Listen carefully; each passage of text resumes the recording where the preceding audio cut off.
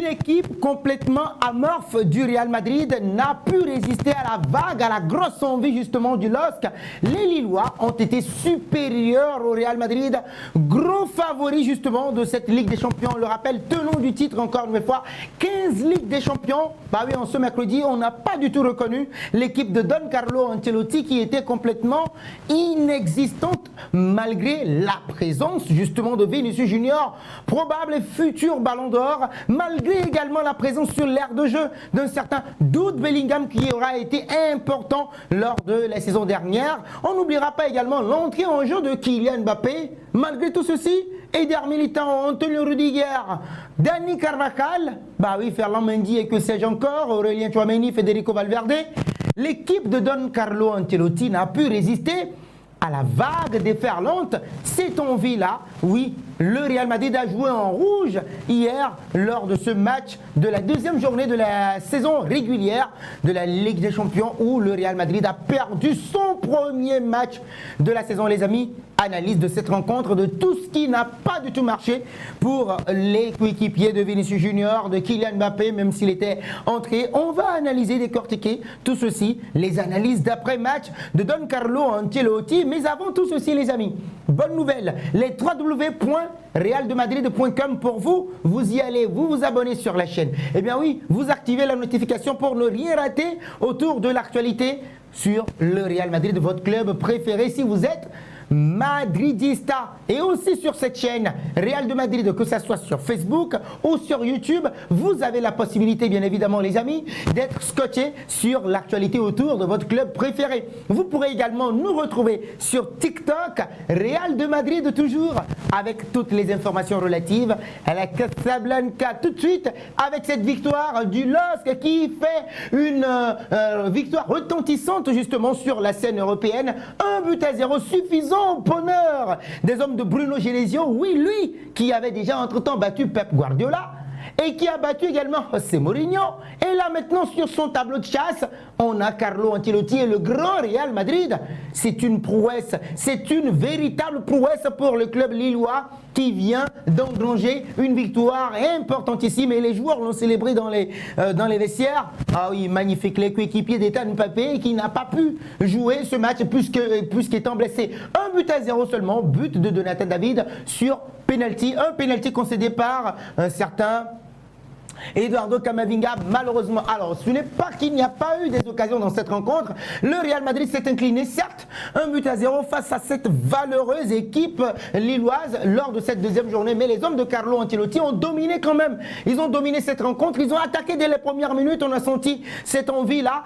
Endrick avait l'opportunité de pouvoir marquer puisque lui aussi, il rentre dans l'histoire du Real Madrid en étant le plus jeune joueur à être titularisé dans un match de Ligue des Champions pour le Real Madrid. Malheureusement, le jeune Endrick qui a disputé pratiquement la majeure partie de la rencontre, puisqu'étant remplacé par Kylian Mbappé, n'a pu s'imposer. Il a eu deux grosses occasions, malheureusement, il ne les a pas concrétisées. Alors, d'entrée de jeu, Vinicius Junior a eu un ballon de Jude Bellingham. Malheureusement, son contrôle n'était pas bon vers l'intérieur du but et il a tiré au premier poteau et donc sans problème pour Lucas Chevalier, s'il vous plaît. Je fais encore le tour pour Lucas Chevalier. Oui, il aurait été important avec ces arrêts qui ont permis justement aux Lillois, au LOSC, de maintenir cet avantage si léger, mais ô combien important pour les hommes de Bruno Genesio. Ensuite, Endrick a avancé vive allure et s'est retrouvé en tête-à-tête avec le gardien lillois, mais le portier s'est montré à la hauteur pour repousser le tir du Brésilien.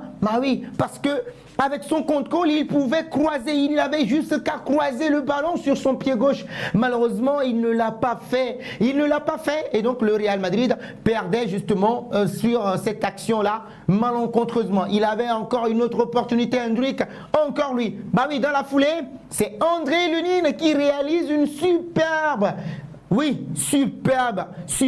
arrêt. Un superbe arrêt, on va dire même double arrêt, dans la mesure où il repousse la tête de Jonathan David et ensuite l'enchaînement qui suit sur le rebond et il sort la main pour empêcher Jonathan David de pouvoir marquer et à réaliser un magnifique arrêt réflexe pour garder le ballon hors de la surface et sur le poteau, bien évidemment, pour concéder le corner. Alors que la première période semblait s'achever sans but, le coup franc d'Edon Zegrova qu'il avait avait obtenu. Ah oui, il frappait côté gardien. Malheureusement, le pauvre Eduardo Camavinga qui a été titularisé.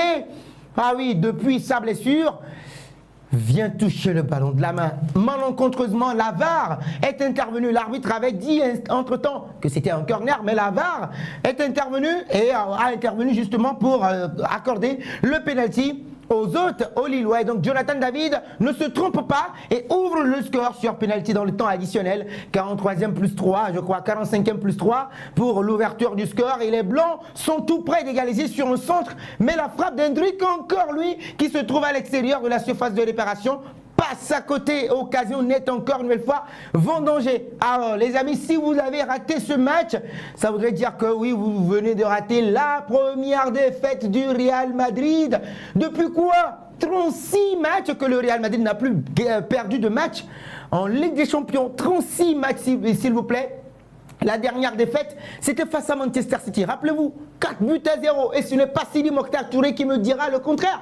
4 buts à 0 en 2023. Mais depuis, le Real Madrid n'a plus perdu 36 matchs de suite. Alors par rapport aux occasions toujours. Après la pause, les minutes s'écoulent et les occasions se concrétisent toujours pas pour le Real Madrid. L'égalisation aurait presque pu être obtenue sur une action préparée qui se termine par une tête de Dani Carvajal qui passe à côté du cadre. Le Real n'en a pas fini. Et bien oui, Arda Güler. Il y a eu également à la 86e minute Vinicius Junior également qui a tenté. Arda Güler a placé le ballon de la tête dans la surface de réparation et Thiago Santos sauve ce ballon là sur sa ligne. Les amis, on était ensemble sur ce live commenté sur Afrique Sport, enfin sur Real de Madrid. Bah oui les amis, malheureusement, il y avait Thiago Santos qui aura fait aussi un très bon match. J'aimerais aussi, oui certes, faire un clin d'œil à ce jeune milieu de terrain qui a joué aux côtés de Benjamin André, Ayoub Bouadi, qui aura été énorme pour son premier match. Et c'est 17 ans. Le même jour, hier, il fait ce match-là contre le Real Madrid. C'est fort à faire. Il ne l'oubliera jamais. Alors, donc, il faut continuer toujours par parler d'Arda Güler qui a centré au deuxième poteau. Et Chevalier parvient à détourner la tête d'Antonio Rudiger qui était en train de faire une remise à la 90e minute. Luka Modric passe le ballon au-dessus d'Arda Güler. Il met la tête et malheureusement, il y avait encore ce diable de Lucas Chevalier qui va empêcher les Merengues de marquer. Ben oui, d'égaliser malheureusement. Et ben oui, la dernière défaite du Real Madrid remonte au 18 janvier 2024. Rappelez-vous, face à cette formation de l'Atlético de Madrid, 4 buts à 2, 36 matchs. Et donc le Real Madrid a subi sa première défaite après 36 matchs sans défaite. Vous vous imaginez? Bah oui, c'est une forte sensation et un bel exploit quand même de la part des Lillois qui viennent de faire tomber la machine du Real Madrid. Alors, après le match, Don Carlo Ancelotti a voulu également s'exprimer. Que dit-il?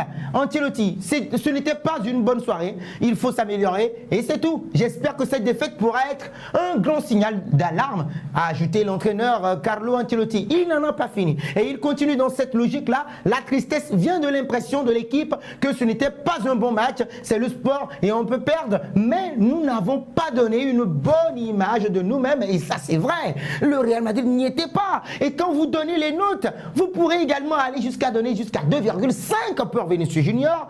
Aucun dribble réussi en quelque sorte.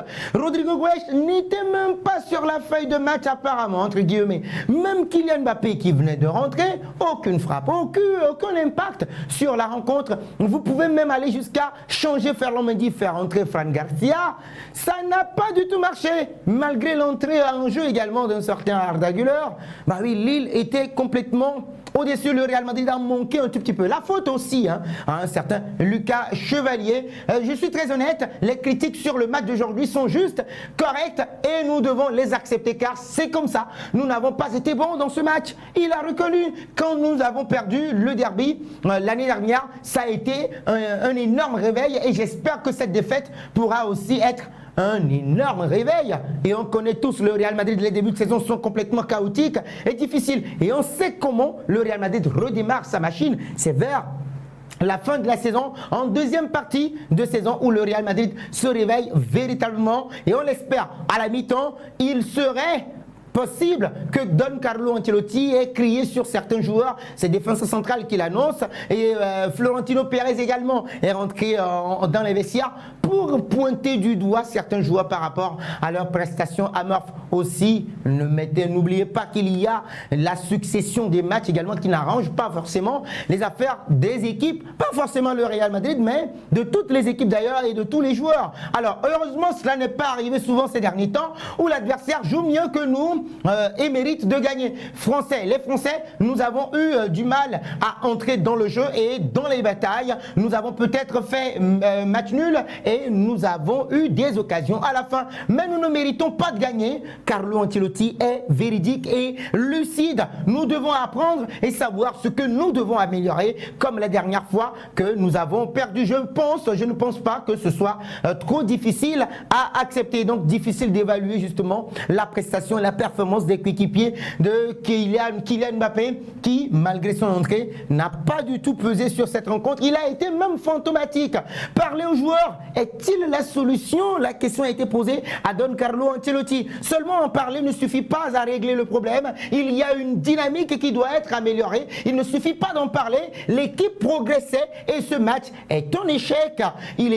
En tout cas, il faut continuer à se battre toujours et à progresser. Le positionnement de Jude Bellingham a posé problème. Pour moi, il a été l'un des meilleurs. À côté, Federico Valverde aussi a essayé, mais pour moi, l'homme du match, l'homme du match côté madrilène aura été Jude Bellingham. Certes, il a eu un carton jaune, mais c'était celui qui avait le plus envie de gagner, de gratter des ballons, d'aller chercher la profondeur, d'aller récupérer avec des tacles les ballons adverses. Et là, pour moi, ça a été mon meilleur homme côté madrilène. Je ne sais pas pour vous, vous m'en direz un peu plus dans les commentaires. En restant sur l'aile, il est tout seul quand on n'a pas le ballon. Et donc le reste est dans la même position que l'année dernière avec autant de succès que lui. Maintenant, les choses ne sont plus aussi claires pour lui que l'année dernière où Jude Bellingham dans ce système de 4-4-2 losange était magnifique et attaquait plus la surface de réparation. Maintenant, il se réserve beaucoup plus dans l'organisation, dans la récup.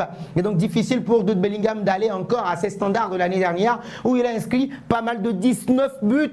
Alors par rapport à Lille, Carlo Ancelotti estime que ce n'était pas une surprise car c'est une équipe qui manie très bien le ballon et qui était peu motivé quand même, plus motivé que nous. Ils ont joué avec plus de clarté avec le ballon, plus d'intensité et plus de précision.